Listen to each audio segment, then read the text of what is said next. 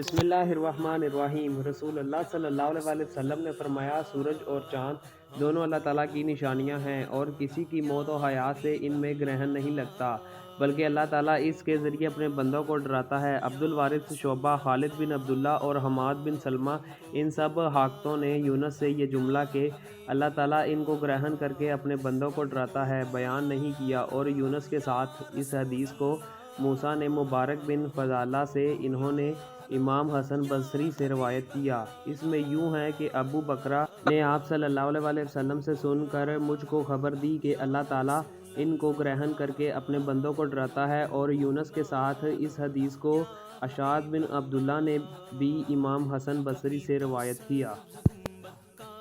پھر ایک مرتبہ صحیح کو کہیں جانے کے لیے رسول اللہ صلی اللہ علیہ وسلم سوار ہوئے۔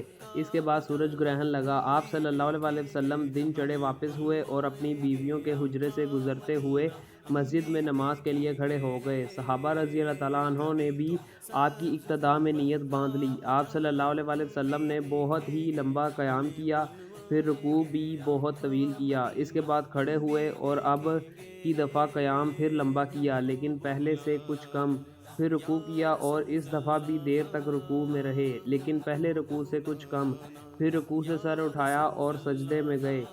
اب آپ پھر دوبارہ کھڑے ہوئے اور بہت دیر تک قیام کیا لیکن پہلے قیام سے کچھ کم، پھر ایک لمبا رکوع کیا لیکن پہلے رکوع سے کچھ کم، پھر رکوع سے سر اٹھایا اور قیام میں اب کی دفعہ بھی بہت دیر تک رہے لیکن پہلے سے کم دیر تک۔ چوتھی مرتبہ پھر رکوع کیا اور بہت دیر تک رکوع میں رہے لیکن پہلے سے مختصر، رکوع سے سر اٹھایا تو سجدے میں چلے گئے۔ آخر آپ صلی اللہ علیہ وسلم نے اس طرح نماز پوری کر لی۔ اس کے بعد اللہ تعالیٰ نے جو چاہا آپ نے فرمایا۔ اسی خطبہ میں آپ نے لوگوں کو ہدایت فرمائی کہ عذاب قبر سے اللہ کی پناہ مانگیں۔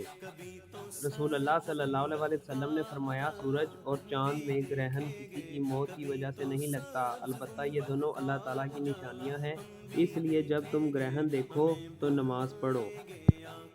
پھر آپ صلی اللہ علیہ وسلم ایک دن صبح کے وقت سوار ہوئے کہیں جانے کے لیے، ادھر سورج گرہن لگ گیا، اس لیے آپ واپس آ گئے۔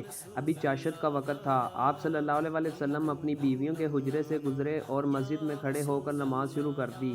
صحابہ بھی آپ صلی اللہ علیہ وسلم کی اقتداء میں صف باندھ کر کھڑے ہو گئے۔ آپ صلی اللہ علیہ وسلم نے قیام بہت لمبا کیا، رکوع میں بہت لمبا کیا، پھر رکوع سے سر اٹھانے کے بعد دوبارہ لمبا قیام کیا لیکن پہلے سے کم، اس کے بعد رکوع بہت لمبا کیا لیکن پہلے رکوع سے کچھ کم، پھر رکوع سے سر اٹھا کر آپ صلی اللہ علیہ وسلم سجدہ میں گئے اور لمبا سجدہ کیا، پھر لمبا قیام کیا اور یہ قیام بھی پہلے سے کم تھا، پھر لمبا رکوع کیا اگرچہ یہ رکوع بھی پہلے کے مقابلے میں کم تھا، پھر آپ صلی اللہ علیہ وسلم رکوع سے کھڑے ہو گئے اور لمبا قیام کیا لیکن یہ قیام پھر پہلے سے کم تھا، اب چوتھا رکوع کیا اگرچہ یہ رکوع بھی پہلے رکوع کے مقابلے میں کم تھا، پھر سجدہ کیا بہت لمبا لیکن پہلے سجدہ کے مقابلے میں کم۔ نماز سے فارغ ہونے کے بعد جو کچھ اللہ تعالیٰ نے چاہا، رسول اللہ صلی اللہ علیہ وسلم نے ارشاد فرمایا، پھر لوگوں کو سمجھایا کہ قبر کے عذاب سے اللہ کی پناہ مانگیں۔